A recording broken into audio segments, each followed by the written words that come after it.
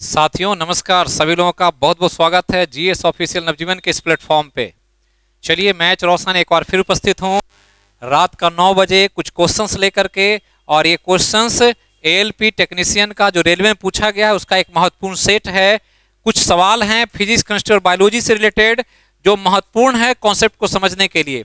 तो चलिए देखते हैं इस सेट का पहला सवाल जो 5वां सेट के अंतर्गत आपको दिया गया है। बहुत इंपॉर्टेंट सवाल है और कुछ जो सवाल है जो आप पढ़ते हैं क्लास में उसी से रिलेट करके पूछा गया है, तो बनना चाहिए सबसे। कहता है एक रूसी वैज्ञानिक जो रसायनज्ञ हों उनका नाम बताना है जिसने प्रतिपादन किया था कि तत्वों का गुणधर्म उनके परमाणु द्रव्यमान का एक आवधिक कार्य होता है। किसने कहा था?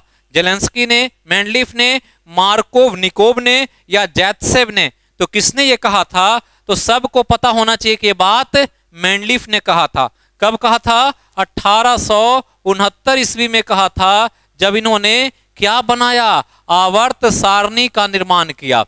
और कहा क्या कि कोई भी तत्व जो होता है उसका गुणधर्म, गुणधर्म मतलब भौतिक और रासायनिक गुण, वो किसके द्वारा? तो परमाणु भार के द्वारा पता चलता है, और वो गुण परमाणु भार का आवर्त फलन होता है। यही बात कहा था मेंडलीफ ने, जो रूस के रहने वाले थे, और इसीलिए इनको आवर्त सारणी का निर्माता माना गया। कब बनाया? 1869 में।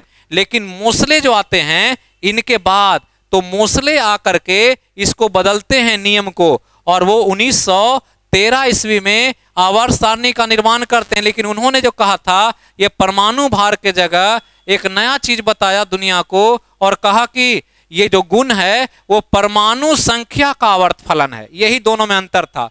तो इसके आधार पर आवर्त सारणी बना और इनके आधार पर आधुनिक आवर्त सारणी बना, जो मॉडर्न है, जो हम लोग आज पढ़ते हैं वो। तो याद रखना है। चलिए अगला सवाल क्या कहता है, दूसरा नंबर जो आज के सेट का एक महत्वपूर्ण सवाल है, और ये भी केमिस्ट्री से ही है। क्या कह रहा है? कहता है कि इनमें से पहचान करना है कि कौन सा एक असंतृप्त हाइड्रोकार्बन है। तो हाइड्रोकार्बन मतलब जिस कंपाउंड में हाइड्रोजन और कार्बन हाइड्रोकार्बन है। असंतृप्त का मतलब वैसा हाइड्रोकार्बन जिसमें कार्बन कार्बन के बीच डबल बॉन्ड और कार्बन कार्बन के बीच ट्रिपल बॉन्ड हो। अगर वो सिंगल बॉन्ड है कार्बन और कार्बन के बीच तो उसको कहेंगे संतृप्त या सैचुरेटेड हाइड्रोकार्बन। तो ये तीन चीज पढ़ना होता है। अब यहाँ डबल और ट्रिपल वाला में पूछ रहा है कि कौन है इसमें से, सिंगल वाला नहीं, डबल और ट्रिपल वाला कोई है कि नहीं। तो कह रहा है ब्यूटेन है, पेंटेन है, प्रोपेन है या इथाइन है। तो याद रखना है जिस हाइड्रोकार्बन में ये लगा रहे, ये लगा रहे, ये लगा रहे, मतलब क्या लगा रहा है? ANE। इसका मतलब ये होता है कार्बन कार्बन के साथ सिंगल बॉन्ड, ANE। अगर इसके नाम में ENE लगा रहे तो कहेंगे वो ENE जो होगा ये ENE कार्बन कार्बन के बीच डबल बॉन्ड को सूचित करेगा, और बाई NE लगा हो तो कार्बन कार्बन के बीच ट्रिपल बॉन्ड को सूचित करेगा। तो यहां देख रहे हैं बाई NE लगा हुआ है, बाई NE इथाइन है। ये इसका सूत्र होता है C2H2, और ये ट्रिपल बॉन्ड वाला है। और पूछना था असंतृप्त, मतलब यही असंतृप्त है। तो ध्यान देंगे। और इसी का दूसरा नाम एसिटिलीन भी है।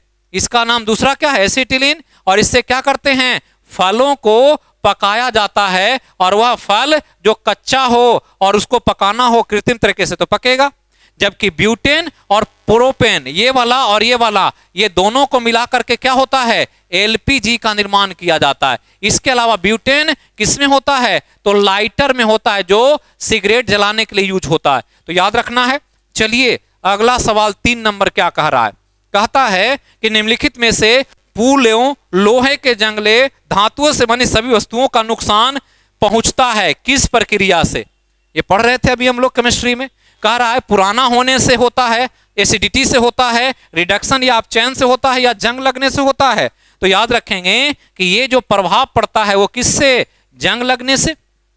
और जंग लगने में क्या होता है कि कोई भी लोहे की वस्तुएं जो होती है वो नमी और ऑक्सीजन के साथ रिएक्शन करके एक कंपाउंड बनाता है जिसका सूत्र होता है Fe2O3XH2O। इसी को हम लोग जंग कहते हैं, और इसी के द्वारा वो धीरे धीरे जंग खा करके खत्म हो जाता है, उसकी लाइफ खत्म हो जाती है। और इसलिए है कि किससे नुकसान पहुंचता है, तो नुकसान पहुंचने के लिए कौन है, जंग है। और जंग लगना एक ऑक्सीडेशन है, ऑक्सीडेशन है ये। और इससे बचने के लिए नॉर्मली हम लोग करते क्या हैं, तो गैल्वेनाइजेशन करते हैं, और गैल्वेनाइजेशन करके जस्तीकरण द्वारा इसको हम बचा सकते हैं जंग लगने से। जिसमें क्या किया जाता है, तो जिंक का लेप चढ़ा दिया जाता है। इसमें बीपीएससी में पूछा कि जंग लगने से क्या होता है, तो वजन जो होता है लोहे का ये पहले बढ़ता है और फिर बढ़ने के बाद क्या होता है, तो घटता है। तो याद रखना है, तो याद रखेंगे इसको। अगला सवाल क्या है, चौथा नंबर जो इंपॉर्टेंट है आपके एग्जाम के लिए, एक इंपॉर्टेंट सवाल दिया गया है बायोलॉजी से रिलेटेड। क्या कह रहा है, ध्यान दीजिए। कहता है कि रक्त का कौन सा घटक जो है भोजन, कार्बन डाइऑक्साइड और नाइट्रोजन युक्त कचरे का परिवहन करता है, कौन ऐसा घटक है। प्लाज्मा है, ब्लड प्लेटलेट्स है, या सफेद रक्त कोशिका WBC है, या लाल रक्त कोशिका RBC है, कौन करता है। तो याद रखना है कि भोजन का कोई घटक हो, कार्बन डाइऑक्साइड हो या नाइट्रोजन का कचरा हो, इसको ढोने का काम प्लाज्मा करता है। तो याद रखेंगे, अगर ब्लड को देखें तो ब्लड में दो पार्ट है, एक पार्ट सेल्स के रूप में है और दूसरा पार्ट प्लाज्मा के रूप में है।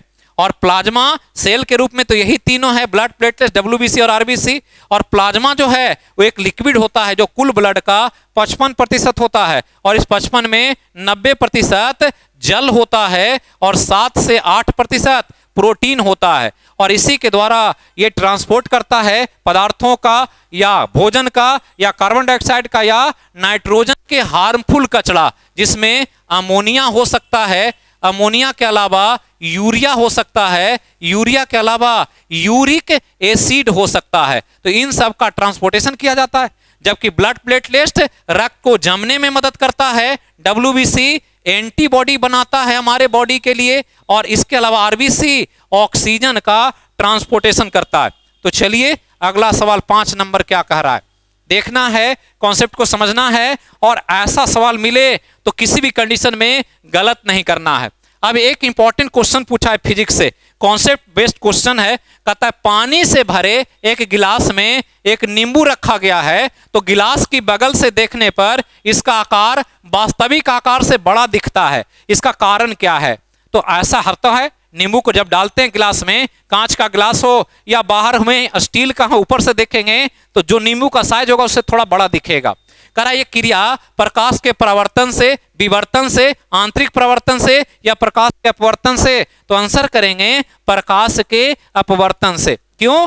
क्योंकि जो दिख रहा है वो कैसे दिख रहा है, तो पानी है इसमें और इसके अंदर नींबू है। आप ऊपर से देख रहे हैं इसको, तो देखेंगे तो क्या होगा, प्रकाश यहां से निकलेगा और यहां से रिफ्लेक्ट होकर के यहां आएगा।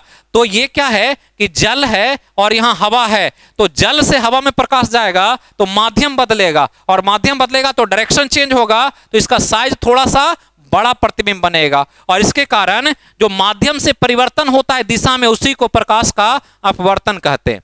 ये कारण है हीरा के विशेष चमकने का, पूर्ण आंतरिक परिवर्तन, या इसके अलावा इंद्रधनुष बनना, इसके अलावा क्या है तो मृग मरीचिका का निर्माण होना, ये इंपॉर्टेंटली पूर्ण आंतरिक परिवर्तन का कार्य है। विवर्तन से प्रकाश एक कमरे से दूसरे कमरे में पहुंचता है, जबकि परावर्तन से क्या होता है तो प्रतिबिंब बनता है, किसमें, दर्पण के अंदर। तो दर्पण परावर्तन पर काम करता है। चलिए अगला सवाल छठा क्या कह रहा है, कहता है निम्नलिखित में से किस वैज्ञानिक ने पदार्थों की 5वीं अवस्था की गणना किया था।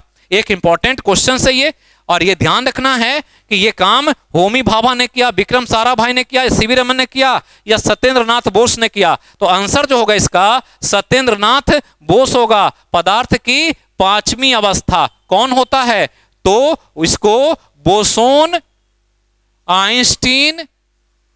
आइंस्टीन कण कहते हैं, या इसको हिग्स बोसोन कण भी कहा जाता है, हिग्स बोसोन कण भी बोलते हैं। और ये एक 5वीं अवस्था है जो नॉर्मली बहुत कम टेम्परेचर पर ये प्रभाव होता है किसी पदार्थ का कि उसके सभी एटम एक साथ कंबाइन करके एक परमाणु के रूप में व्यवहार करने लगते हैं। उसी कण को बोसोन आइंस्टीन कण कहा गया, जिसको नॉर्मली आजकल गॉड पार्टिकल भी नाम दिया जा रहा है। तो कि यही देवता कण है, इसी में देवता हैं, ये माना जाता है वैज्ञानिकों के द्वारा, जिसमें भारतीय वैज्ञानिक सत्येंद्र नाथ बोस का योगदान है और एक इंग्लैंड के वैज्ञानिक है पीटर हिंग्स। जबकि होमी भाभा को भारत में परमाणु ऊर्जा का जनक माना गया है, इन्हीं के नाम पर वार्क बना हुआ है, भाभा एटॉमिक रिसर्च सेंटर। जबकि विक्रम साराभाई ने अंतरिक्ष पर काम किया है, जबकि सीवी रमन ने परकिरणन पर काम किया है, रमन इफेक्ट पढ़ते। तो इंपॉर्टेंटली आपको याद रखना है। चलिए अगला सवाल 7वां नंबर क्या कह रहा है, कहता है दिए गए चित्र में संकेत को विद्युत परिपथ के संदर्भ में क्या कहते हैं। मतलब जो इलेक्ट्रिक सर्किट हम बनाते हैं एक, उसमें ऐसा अगर संकेत दिया रहे तो इसको क्या माना जाएगा। ये प्लग कुंजी है, विद्युत बल्ब है, बैटरी है या प्रतिरोध है, क्या है। तो कहेंगे ये एक विद्युत बल्ब का संकेत है। मतलब बल्ब जब जलता है तो इस रूप में सूचित किया जाता है सर्किट के अंतर्गत। जबकि प्लग कुंजी जो हम लोग स्विच देते हैं उसको ऐसे सूचित किया जाता है। बैटरी को दो खड़ा लाइन से, जिसमें एक प्लस और एक माइनस से सूचित किया जाता है, और प्रतिरोध को अपवर्ड डाउनवर्ड अवरोध के द्वारा सूचित किया जाता है। तो ये जो है वो किसका है, विद्युत बल्ब का है। चलिए अगला सवाल 8 नंबर क्या कह रहा है, कहता है यदि गतिज ऊर्जा का यदि एक वस्तु का गतिज ऊर्जा इसके प्रारंभिक मान का 256 गुना हो जाए तो इसका संवेग क्या होगा। काइनेटिक एनर्जी पहले से 256 गुना बढ़ जाए तो लीनियर मोमेंटम या रैखिक संवेग क्या होगा। तो संवेग बराबर पढ़े हैं P बराबर m इंटू वी, और काइनेटिक एनर्जी पढ़े हैं हाफ mv²।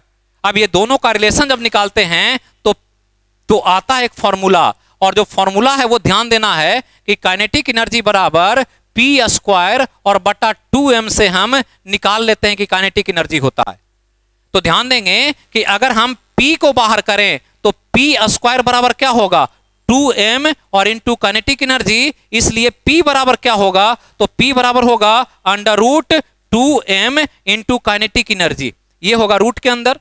तो यहां मोमेंटम और काइनेटिक एनर्जी का संबंध सीधा है, मास तो कांस्टेंट है, मास के बारे में कोई चर्चा नहीं है, इसलिए आप इसको लेकर निकालें तो लिखेंगे P1 और बटा P2 बराबर लिख सकते हैं K1 और बटा K2 का रूट, ऐसे करेंगे तो निकल जाएगा।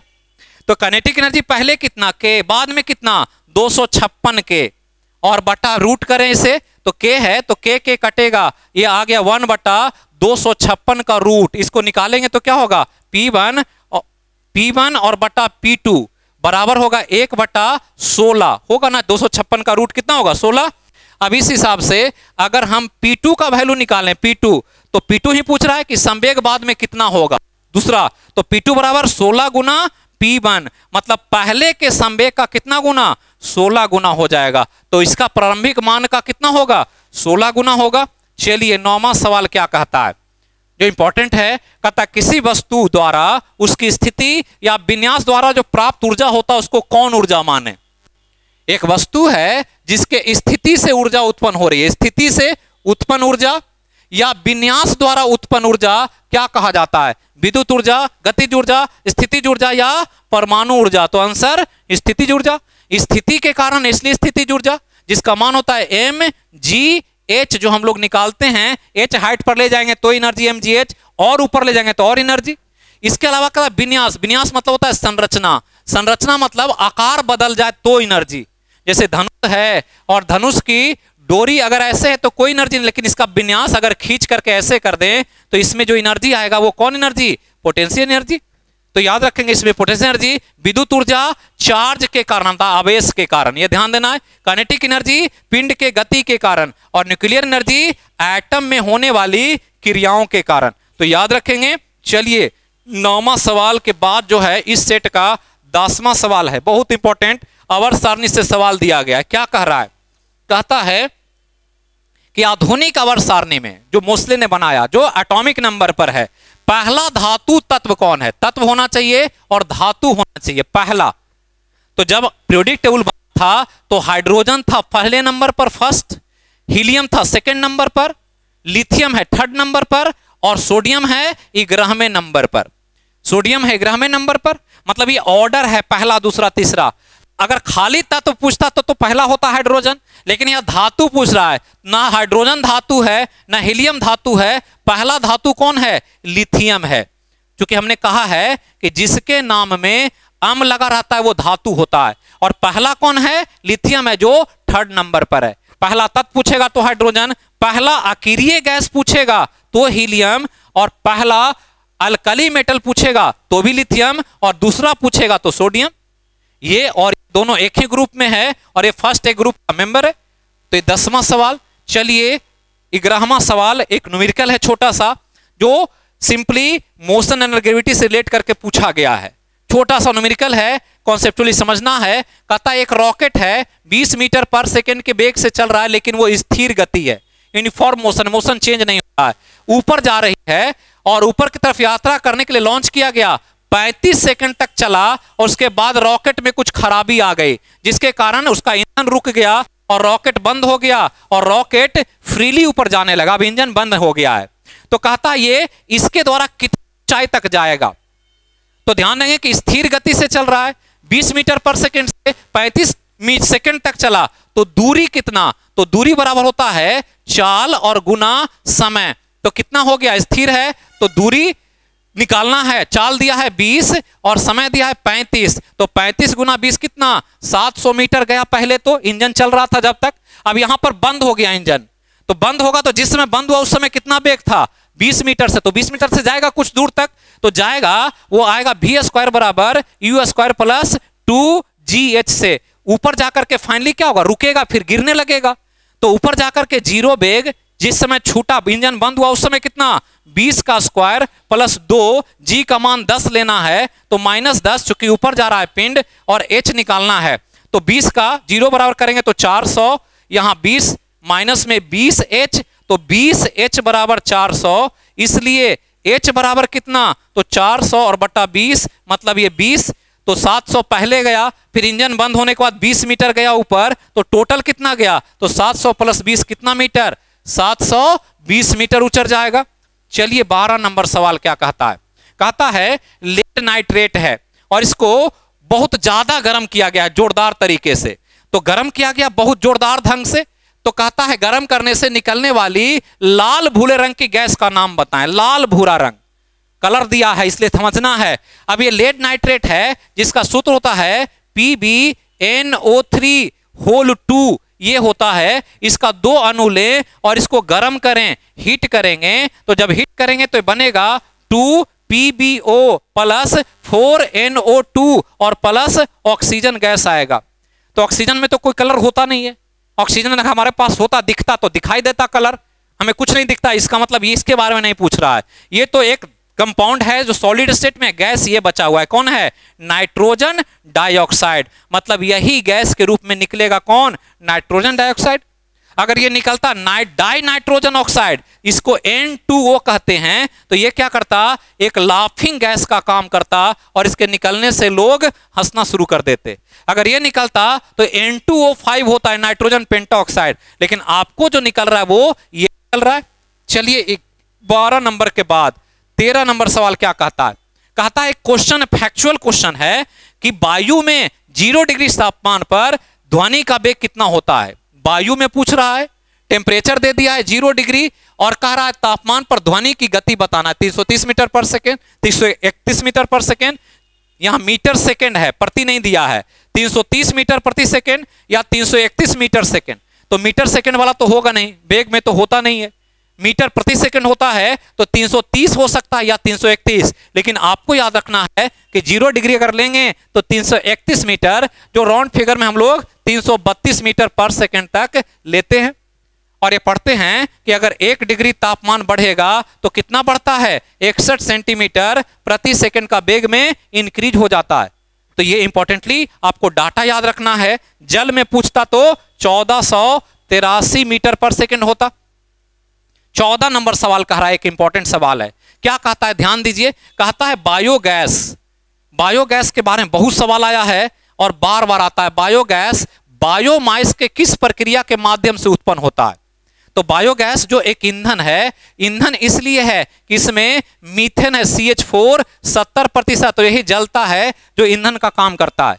और इसी के चलते बायोगैस उत्पादन होता है प्रभाजी आसवन से, विनाशकारी आसवन से, शुष्क आसवन से या अवायवीय किण्वन से। तो याद रखेंगे अवायवीय किण्वन से मतलब बिना ऑक्सीजन का बैक्टीरिया जब जैविक पदार्थों को सड़ाता है, जीवाणु या फंगी कवक, तो इसके कारण से ये मीथेन गैस का एक मिश्रण बनता है जो नॉर्मली बायोगैस कहलाता है। प्रभाजी आसवन से पेट्रोलियम प्रोडक्ट को शुद्ध किया जाता है, केरोसिन तेल, पेट्रोलियम डीजल को, तो याद रखेंगे। और ये फर्मेंटेशन क्रिया है जो सूक्ष्म बैक्टीरिया द्वारा अनॉक्सी श्वसन से होता है, अनॉक्सी श्वसन जिसमें ऑक्सीजन का कोई रोल नहीं है। तो याद रखेंगे इसको।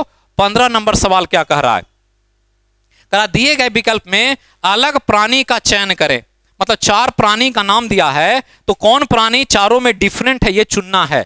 कछुआ है, केकड़ा है, मेढक है या मछली है, कौन डिफरेंट है। तो इसमें बहुत सारा आंसर हो सकता है और सोचने का तरीका अलग हो सकता है हम जो सही करें वो एग्जामिनर सही ना करे, इसके लिए कोई लेना देना नहीं है, आपको तय करना उसके हिसाब से जो आपको समझ में आता है। तो इन चारों में जो आंसर है वो क्या है, मछली है।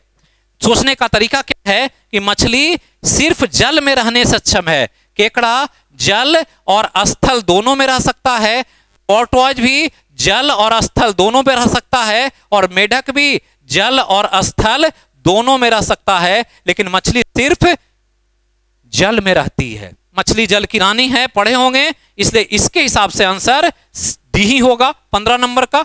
चलिए अगला सवाल 16 नंबर क्या कहता है। फिर एक हाइड्रोजन के कंपाउंड से सवाल दिया है, हाइड्रोकार्बन से। कहता है क्या है कि इनमें से कौन सा यौगिक एक डबल बॉन्ड का है। अभी हमने कहा था सिंगल, डबल और ट्रिपल बॉन्ड की बात, हमने कहा था ए नहीं लगा रहे तो सिंगल बॉन्ड, ए नहीं लगा रहे तो सिंगल बॉन्ड, ई ए नहीं लगा रहे तो डबल बॉन्ड, और बाई ए नहीं लगा रहे, एसिटिलीन दे दिया कंफ्यूज करने के लिए। इसका एक्चुअल नेम आईपीयूसी में इथाइन है, तो इथाइन है इसलिए इसका ट्रिपल बॉन्ड है और आपको चुनना है डबल बॉन्ड वाला। तो डबल बॉन्ड वाला यही है, कौन, इथीन, जिसका दूसरा नाम क्या है C2H4 या इसी को इथिलीन कहते हैं, इथिलीन। और इथिलीन क्या करता है तो फल को पकाता है, और फल को जो पकाता है ये प्राकृतिक रूप में पकाता है, ना कि कृत्रिम रूप में। कृत्रिम रूप में पकाएगा तो एसिटिलीन और प्राकृतिक पकेगा तो इथिलीन। चलिए अगला सवाल क्या कह रहा है, कहता है निम्नलिखित में से कौन सा द्विबीजपत्री पौधा का विशेषता नहीं है। द्विबीजपत्री, द्विबीजपत्री मतलब होता है जिसके बीज में 2 दाने हो। तो याद रखना है जिसको नॉर्मली हम लोग डाइकॉट कहते हैं, एक होता है मोनोकॉट और एक होता है डाइकॉट, एक बीजपत्री और द्विबीजपत्री। तो यहां बीज कितनी है, 2 है, और 2 बीजपत्री वाला ये पौधा है जिसमें कौन सा गुण नहीं है। तो याद रखना है कि इसमें यही गुण नहीं है। द्विबीजपत्री में जड़ जो होते हैं वो तंतु में नहीं होते, ये जड़ हार्ड जड़ होते हैं, और ऐसे जड़ को टैप रूट कहा जाता है। तो याद रखना है, जबकि 2 बीजपत्र होते हैं तो सीधा है, इनके पौधे में जालीदार वेनेशन होता है, मतलब पत्तियां जो होती है ये पत्तियों में वेन जाली जैसा होता है इस प्रकार का, ये एक नेटवर्क जैसा दिखता है। लेकिन अगर मोनोकॉट होगा तो मोनोकॉट में पत्तियां लंबी लंबी दिखेगी और लाइनिंग जो होगा वो पैरेलल होगा ऐसे। तो ये मोनोकॉट में, और कहता इनमें एक टैप रूट होता है जो हमने बताया, तो ये वाला नहीं होता, ये छोटे पौधे में फाइबर या धागे जैसे जड़ पाए जाते हैं। चलिए अगला सवाल क्या कहता है, 18 नंबर कह रहा है कि भ्रूण को एक विशेष, भ्रूण जो है को एक विशेष उत्तक की सहायता से मां के रक्त से पोषण प्राप्त होता है। भ्रूण मतलब इम्ब्रियो जो मां के गर्भ में पल रहा है, 9 मंथ का गेस्टेशन पीरियड है, और इस समय 3 मंथ तक बच्चा नॉर्मली भ्रूण अवस्था में रहता है, फिर धीरे धीरे बेबी बनने लगता है। तो कहता है कि गर्भ में जो यूट्रस में बच्चा पल रहा है, जो पल रहा है जिस थैले का नाम एमनियोन है, और एमनियोन से यूट्रस से एक नली से जुड़ा हुआ है बच्चा, और इसी से उसको पोषण मिलता है। तो कह रहा इस नली का नाम क्या है, प्लेसेंटा, सर्विक्स, फैलोपियन ट्यूब या गर्भाशय। तो आंसर करेंगे प्लेसेंटा। तो याद रखना है, जबकि सर्विक्स क्या है, इस यूट्रस के माउथ को सर्विक्स कहते हैं, यहाँ छोटा सा छिद्र होता है जिससे बेबी का बर्थ होता है तो बेबी बाहर आता है। जबकि फैलोपियन ट्यूब 2 ट्यूब है जहां पर स्तनधारी में निषेचन होता है, निषेचन मतलब स्पर्म और ओवा इसी जगह पर फ्यूज करके जायगोट का निर्माण करता है, और यूट्रस जहां बच्चा 9 मंथ तक डेवलप होता है। तो उस पोषण देने की बात करें, ऑक्सीजन की बात करें या उत्सर्जन की बात करें, उसको क्या कहेंगे, प्लेसेंटा कहेंगे। तो 18 नंबर। 19 नंबर क्या कह रहा है? कहता है सितारों में प्लाज्मा बनने का कारण क्या है? सितारे मतलब स्टार, जैसे सूर्य में प्लाज्मा है, और हमने कहा कि प्लाज्मा अवस्था है पदार्थ की, और ये अवस्था जो है ये चौथी अवस्था है। कैमी अवस्था? चौथी अवस्था। पांचवी अवस्था है हिग्स बोसोन कंडेंस्ड। तो तीन अवस्था सॉलिड, लिक्विड, गैस, और चौथी क्या है? प्लाज्मा। तो प्लाज्मा क्या होता है कि ये हाई टेम्परेचर से बनने वाला एक मटेरियल होता है, क्योंकि सूरज में आपको पता ही है कि कोरोना का टेम्परेचर 6000 डिग्री सेंटीग्रेड है, और सूरज के अंदर में टेम्परेचर 10 लाख केल्विन से भी ज्यादा है। तो इतना हाई टेम्परेचर होता है कि उसमें जो भी मटेरियल है वो एक हाई एनर्जेटिक कण के रूप में काम करता है, और उसी हाई एनर्जेटिक कण का जो मटेरियल है उसी का नाम प्लाज्मा है। तो उच्च दाब के कारण, कम तापमान के कारण, कम दाब के कारण, या उच्च तापमान के कारण। तो क्या करेंगे? उच्च तापमान के कारण। अगला सवाल जो 20 नंबर है क्या कहता है? कहता है कि इंपॉर्टेंट सवाल कि ओडोमीटर एक उपकरण है, और इस ओडोमीटर के द्वारा गाड़ियों में प्रयोग किया जाता है। किसको मापने के लिए? तो गाड़ी कितना चला, जहां से चले और जहां तक पहुंचा, तो जो चल रहा है उसके डिस्टेंस को मापने के लिए ओडोमीटर का प्रयोग होता है। जबकि गति जो होता है, कितना किलोमीटर प्रति घंटा चल रहा है, उसको स्पीडोमीटर से मापते हैं। इसको दिग सूचक होता है एक, जो डायरेक्शन मापता है। ऑर्डर तो होता नहीं गाड़ियों में, तो आपको याद रखना है कि ये जो पूछा ओडोमीटर है किसके लिए? डिस्टेंस के लिए। अगला चलिए जो इस सेट का अंतिम सवाल है, बायोलॉजी का एक सवाल है, और ये सवाल इसलिए पूछा गया है कि अभी ये चर्चा में है प्रोस्टेट ग्लैंड। मानव में खास करके पुरुषों में सबसे ज्यादा कैंसर प्रोस्टेट ग्लैंड के हो रहे हैं, और महिलाओं में सबसे ज्यादा कैंसर ब्रेस्ट कैंसर हो रहा है। और इस रूप में इस प्रोस्टेट ग्लैंड के बारे में पूछा है कि इसमें से कौन अंग है जिसके नीचे प्रोस्टेट ग्लैंड रहता है? मूत्राशय, अंडकोशिका, गुर्दा, या लिंग, किसके नीचे? तो याद रखेंगे ये एक्चुअली यूरिनरी ब्लैडर के अंदर ही एक छोटा सा ग्लैंड होता है। जब हम लोग पढ़ते हैं तो पढ़ते हैं कि इस प्रकार से स्पर्म डक्ट है जिससे स्पर्म को बाहर आना है, और यहां पर यूरिनरी ब्लैडर आकर कनेक्ट होता है, जहां के आगे मेल में यूरिन भी निकलता है। इसी नली से स्पर्म भी आता है, इसी नली से यूरिन भी आता है। तो इसी जगह पर एक ग्लैंड होता है छोटा सा, जिसका नाम है प्रोस्टेट ग्लैंड।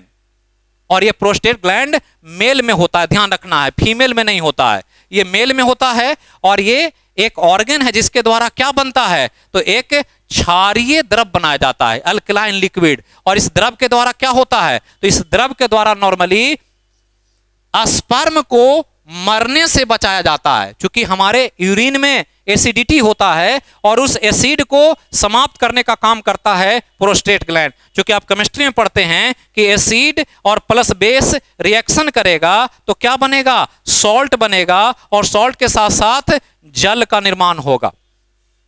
तो ये एसिड बेस का न्यूट्रलाइजेशन रिएक्शन है, और ऐसा करने के लिए ही नेचर ने प्रोस्टेट ग्लैंड बनाया है मानव में। तो इस रूप में आंसर जो होगा ये मूत्राशय होगा, ये याद रखना है। तो यही था आज का एएलपी का एक महत्वपूर्ण क्वेश्चंस का सेट, जिसमें फिजिक्स, केमिस्ट्री, बायोलॉजी के बहुत कॉन्सेप्चुअल सवाल दिए गए हैं। और इस सवालों को समझें, कॉन्सेप्ट को समझें, और आने वाले एग्जाम का प्रिपरेशन करते रहें। बिल्कुल कॉन्सेप्चुअल तरीके से रटने का प्रयास नहीं करना है, साइंस रटेंगे गलत होगा। आप कॉन्सेप्ट पर ध्यान दें। तो फिर मिलेंगे कल के कुछ क्लास के माध्यम से, कुछ कंटेंट्स के माध्यम से, और कुछ करंट अफेयर के माध्यम से। तो जहां रहिए स्वस्थ रहिए, मस्त रहिए, अपना और अपनों का बहुत ख्याल रखिए। थैंक यू, जय हिंद।